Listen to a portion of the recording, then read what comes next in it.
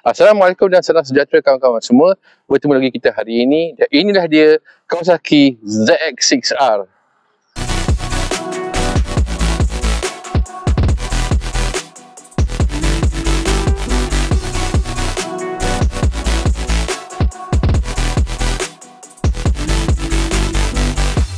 Saya nak cerita sedikit lah tentang pengalaman peribadi saya dengan Kawasaki ZX-6R ni. Mula-mula saya suka ataupun saya jatuh hati pada model ZX-6 ni pada tahun 2002.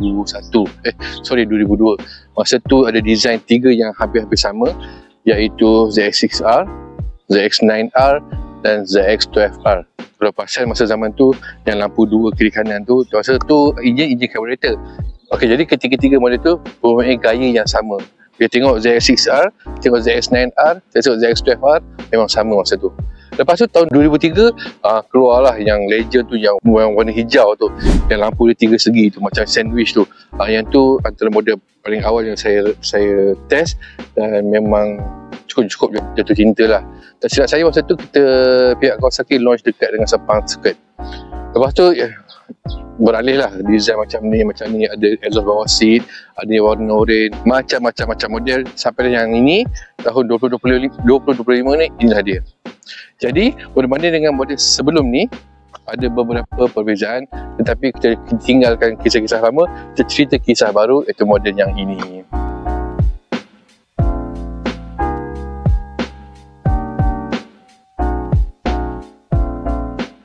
Pertama sekali, pada harga RM59,900, mana nak dapat sebuah motosikal super sport dengan enjin 4 cylinder inline ni, enjin 636cc ni, yang harga sebegini murah ataupun harga yang cukup berbaloi. Tak silap saya kalau model saingannya harganya lebih pada RM80,000. So yang ni memang satu package yang tak bolehlah kawan-kawan, yang pada kawan-kawan semua yang minat dengan super sport untuk tinggalkan. Tak boleh untuk kita tak tengok, especially for those yang suka dengan super sport. 2 hari lepas saya pergi ke Chiang Motor Shah Alam, dia buat kerja sikit kat situ. Kat situ pun memang orang di Kawasaki sana cakap pun model ni sentiasa mendapat sambutan, dan saya rasa dia punya reasonnya dah tentulah pada nilai harganya yang sangat-sangat berbalik untuk dimiliki. Lampu depannya memang sangat-sangat sporty. Ini memang dia punya signature lah.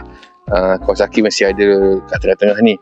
Tapi lampu ni memang nampak sangat-sangat sporty, especially ada macam ni. Ini dah nampak macam apa? Sugumi. Terkurang lah kan? Macam tu. So dia punya design dia kat sini memang nampak super sport, nampak mantap, nampak laju kan.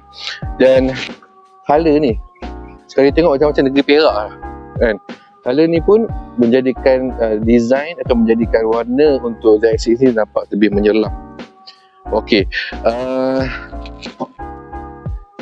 set mirror ni ada orang kata capang sangat. Pada saya tak capang, okey lah kat sini. Cuma ada yang kata lebih baik kat atas sikit. So positioning dia tak kisah kan. Yang paling penting ni tak bergegar, bila kita bawa laju senang kita tengok belakang. Tu rumah saya paling penting. Kali ni macam biasalah, bahagian depan juga dikemaskan dengan dia punya signal dia. Dulu memang pasang kat luar lah kan, sekarang ni memang regulasi pasang dekat dia punya fairing sekali kan. Lepas tu ni slider ni memang letak standard lah. Betul tak Rizwan? Kau betul ngangguk? Ini sudah standard. Lepas tu exhaust dia, dari segi design exhaust dia lebih sama dengan model sebelum ni. Cuma disebabkan regulasi Euro 5, sebahagian manifold bawah ni ada sedikit perubahan, dan ini untuk mengurangkan dia punya bunyi. Jadi sebab bila kita sembang tentang Euro 5, piawaian Euro 5, memang regulasi ataupun dia punya susah sangat. Bukan susah, dia ketat sangat.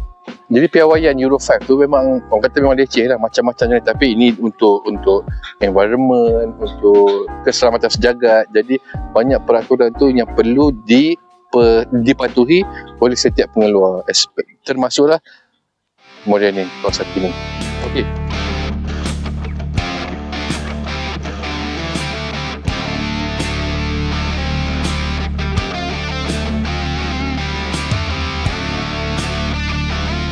So tadi kan masa saya cakap tadi tentang ZX9, ZX6, ZX12 sambung sama kan.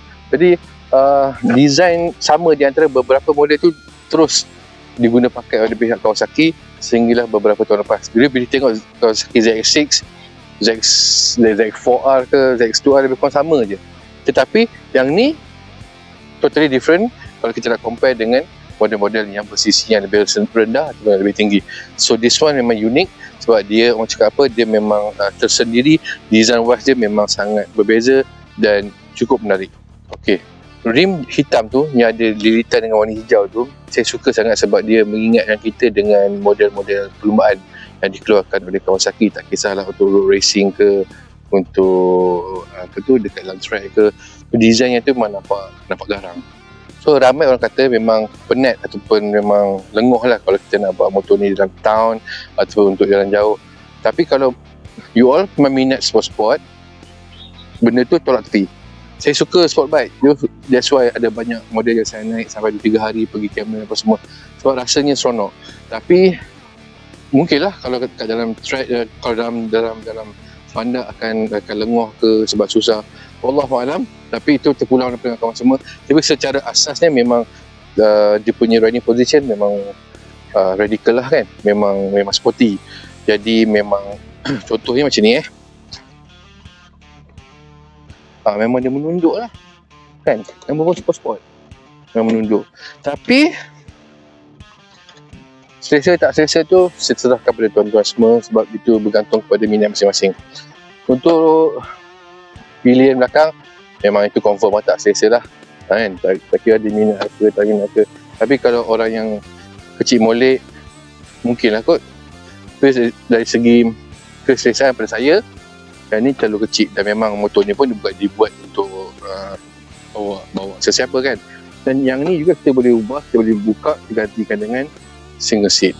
Okey.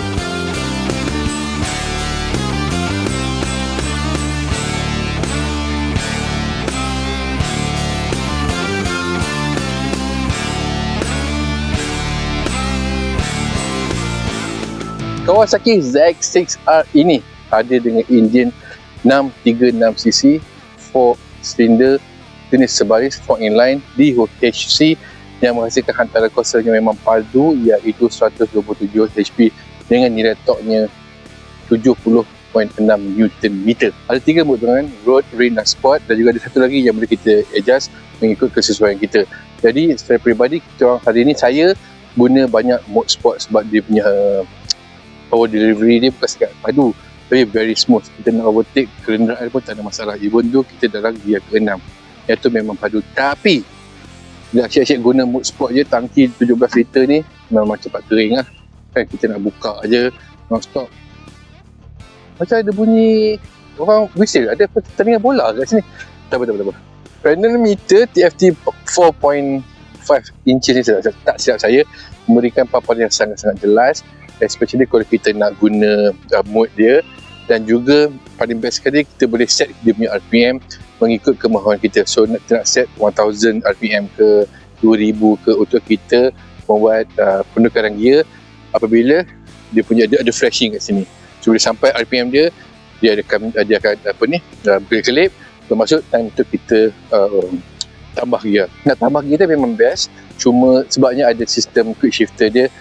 Tapi sebenarnya yang saya tekan tadi, yang ni model ni ada yang betul kita upshift lah, betul kita tambah gear. Saya tak tahu sebab even tu yang kita test ZX6 zaman 2000-an dulu pun dia pakai dua hala up and down. Okey, so daripada tu dia ada juga slipper clutch dan menerusi panel meternya kita boleh ada apa dia, Kawasaki Radiology yang boleh kita sambungkan dengan kita punya smartphone. Ini berguna untuk kita buat calaan, untuk kita buat menerima panggilan masuk dan message. I think sekarang ni saya rasa memang kebanyakan motosikal dibentuk yang bersisi rendah pun dah ada sistem yang tu. Design wise dia depan memang sangat-sangat sporty lah, memang cukup menarik dan juga memang nampak padu. Lampu depan dia LED, ada pula yang ni nampak memang sporty benar lah kan. Okey, fork hadapannya jenis USD, big piston separate piston, bermaksud kedua-dua belah ni kita boleh set dia punya preload dia, rebound dia dengan berasingan. So yang ni kita boleh adjust full adjustable. Sama juga dengan dia punya monoshock juga boleh di-adjust sepenuhnya. So laraslah dengan baik supaya kawan-kawan semua dapat, bukan saja dapat menikmati perjalanan anda, tetapi juga dapat menunggang dengan selamat. That's very important. Okay, dan Kawasaki ZX-6R ini adalah model CKD, model yang dipasang di negara kita, dan bukan setakat popular sahaja untuk para peminat kita di sini, malah ia juga telah dieksport ke negara luar, contohnya di China.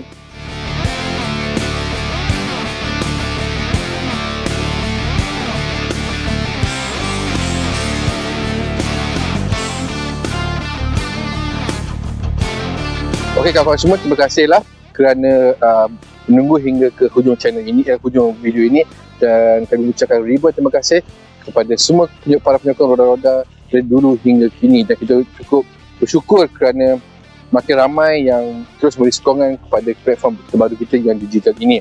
Okey, ke mana saja kawan-kawan semua pergi, menungganglah dengan selamat, patuhi undang jalan raya dan sentiasa berhemah di atas jalan raya. Semoga tuan-tuan semua dan saya, kita akan sampai ke destinasi dan pulang ke pokok keluarga dengan selamat, insyaAllah. Okey, sehingga jumpa lagi. Jangan lupa share, subscribe dan like video ini, serta tekan butang loceng. Free je untuk menerima notifikasi berikutnya every time kita upload video baru. Terima kasih.